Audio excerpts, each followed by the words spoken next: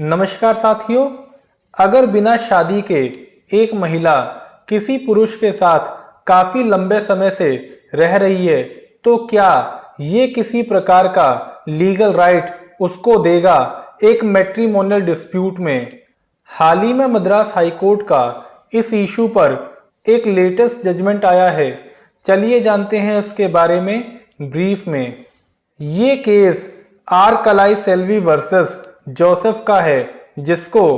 Madras high court की justice Vaidyanathan और justice Vijay Kumar की डिवीजन बेंच ने डिसाइड किया है। इस केस के फैक्ट्स ये थे कि अपेलेट, जो कि 2 बच्चों की मां थी, उसको उसका पहला पति छोड़ देता है, जिसके बाद वो ये क्लेम करती है कि उसने अपने पहले पति से डिवोर्स ले लिया था और 2013 में उसने रिस्पोंडेंट यानी जोसेफ से अपने दोस्तों और रिश्तेदारों की मौजूदगी में शादी कर ली थी और ये शादी उन दोनों ने बाकायदा रिंग एक्सचेंज करके करी थी और उसका ये क्लेम करना था कि शादी के बाद उसने रिस्पोंडेंट को काफ़ी सारा पैसा दिया था। हालांकि 2016 में जो रिस्पोंडेंट है वो उसको छोड़कर अलग रहने लगा था, जिसके बाद उसने फैमिली कोर्ट में सेक्शन 9 के तहत रेस्टिट्यूशन ऑफ कंजुगल राइट की पिटीशन डाली थी। इसके जवाब में रिस्पोंडेंट का ये कहना था कि उन दोनों के बीच में किसी भी प्रकार की शादी नहीं हुई है और इनफैक्ट उसने मुंसिफ कोर्ट में एक सिविल सूट डाला था, जिसमें उसने पिटिशनर को ये क्लेम करने से रोका था कि वो उसका हस्बैंड है और उसका ये भी कहना था क्योंकि वो एक क्रिश्चियन है और अपेलेट एक हिंदू है तो उनकी शादी ना ही क्रिश्चियन रिचुअल के अकॉर्डिंग हुई थी और ना ही हिंदू रीति रिवाज के अकॉर्डिंग, और यहाँ तक कि उनकी शादी स्पेशल मैरिज एक्ट के तहत रजिस्टर भी नहीं हुई थी। दोनों पार्टीज की कंटेंशन पर हाईकोर्ट ने यह कहा कि अगर अपेलेट ने अपने पहले पति से डिवोर्स लिया है तो उसने रेस्टिट्यूशन ऑफ कंजुगल राइट की एप्लीकेशन में ना तो डिक्री की कॉपी को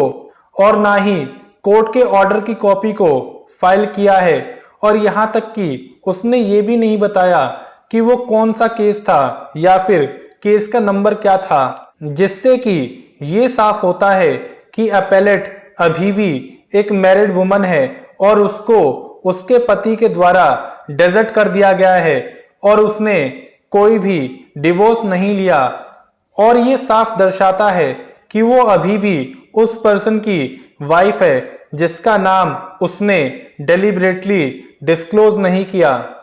फैमिली कोर्ट के द्वारा पिटीशन को डिसमिस किए जाने पर हाईकोर्ट ने यह कहा कि ऐसे मैटर्स में फैमिली कोर्ट के पास ज्यूरिसडिक्शन तभी आता है जब पार्टीज के बीच में शादी हुई हो, और इस केस में क्योंकि दोनों के बीच में शादी नहीं हुई थी इसलिए इस केस में जो फैमिली कोर्ट है उसके पास किसी भी प्रकार का ज्यूरिसडिक्शन नहीं था कि वो